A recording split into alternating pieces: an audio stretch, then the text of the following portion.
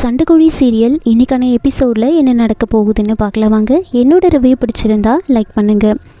மகா விக்ரமோட வாய்ஸில் வெற்றி பேசின அந்த வீடியோவை பார்த்துட்டு ரொம்ப டென்ஷனாக இருப்பாங்க. வெற்றிக்கிட்ட ரொம்ப கோவப்பட்டு பேசுகிறாங்க.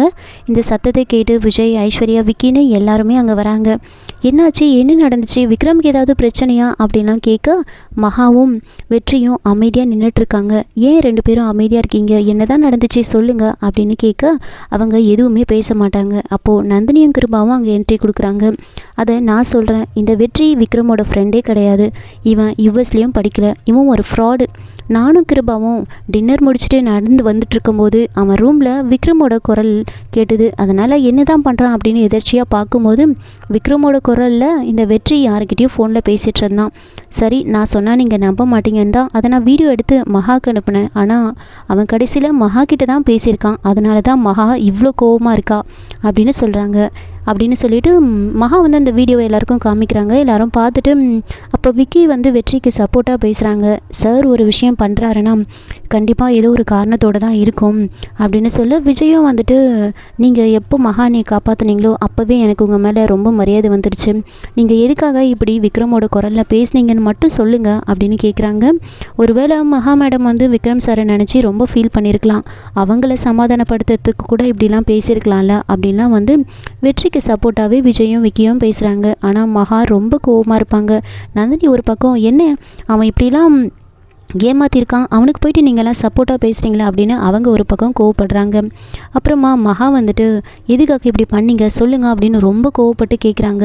நீங்கள் எதுவும் சொல்ல வேண்டாம், எனக்கு ஒரே ஒரு விஷயம் மட்டும் சொல்லுங்கள் அப்படின்னு சொல்லி விக்ரமோட ஃபோட்டோவை எடுத்துகிட்டு வந்து விக்ரம் உங்களோட ஃப்ரெண்டாக இல்லையா, இந்த ஃபோட்டோ மேலே சத்தியம் பண்ணி சொல்லுங்கள் அப்படின்னு கேட்குறாங்க.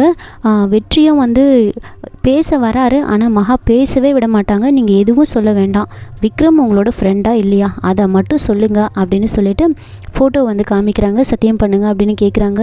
வெற்றி வந்துட்டு இல்லை, விக்ரம் என்னோடய ஃப்ரெண்டு கிடையாது, விக்ரம் சார் என்னோடய ஃப்ரெண்டு கிடையாது அப்படின்னு சொல்கிறாங்க. அப்போ நந்தினி வந்துட்டு ஓஹோ விக்ரம் சாரா அப்படின்னு யோசிச்சுட்ருக்காங்க.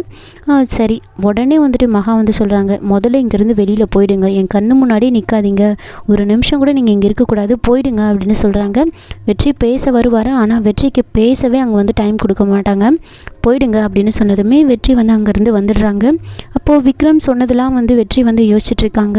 விக்ரம் ஏதோ வழியில் துடிச்சிக்கிட்டே வந்து வெற்றிக்கிட்ட வந்து சொல்லியிருப்பார், மகாவுக்கு வந்து எதுவும் ஆகக்கூடாது, மகாவுக்கு எந்த ஆபத்தும் வரக்கூடாது, அவள் கண்ணிலேருந்து ஒரு சொட்டு கண்ணீர் வரக்கூடாது, அவளை நீங்கள் தான் பார்த்துக்கணும், எனக்கு சத்தியம் பண்ணி கொடுங்க அப்படின்னு கேட்டதெல்லாம் நினச்சிக்கிட்டே ரொம்ப கஷ்டத்தோடு வந்து கீழே இறங்கி வராரு. கீழே வந்துட்டு யோசிக்கிறாரு, விக்ரம் சார் வந்து என்னை ஒரு பெரிய ஆபத்துலேருந்து காப்பாற்றிருக்காரு, அதனால் வந்துட்டு அவருக்கு நான் கொடுத்த வாக்கை வந்து கண்டிப்பாக காப்பாற்றுவேன் அப்படின்னா மனசில் நினைக்கிறாங்க. நீங்கள் என்னை போங்கன்னு சொன்னால் கூட நான் உங்களை விட்டு போக மாட்டேன், உங்களை நான் கண்காணிச்சுக்கிட்டே தான் இருப்பேன், உங்களுக்கு எந்த ஆபத்தும் வரவிடாமல் நான் பார்த்துப்பேன் அப்படின்னு சொல்லிட்டு கையில் வந்து மகாவோட தாலி வந்து அவர் வச்சுருப்பார். அதெல்லாம் பார்த்துக்கிட்டு யோசிச்சுட்ருக்காங்க. நாளைக்கான எபிசோட்கான ப்ரோமோவில் என்ன நடக்குதுன்னா, இன்ஸ்பெக்டர் செல்லம்மா வந்துட்டு விக்ரமோட வீட்டுக்கு வந்து வராங்க. அங்கே வந்து கிருபாவை வந்து அரெஸ்ட் பண்ணுறாங்க. கிருபாவை பற்றின எல்லா உண்மையும் செல்லம்மாவுக்கு தெரிஞ்சிருக்கும். அதனால் கிருபாவை அரெஸ்ட் பண்ணி கூட்டிகிட்டு போகிறாங்க.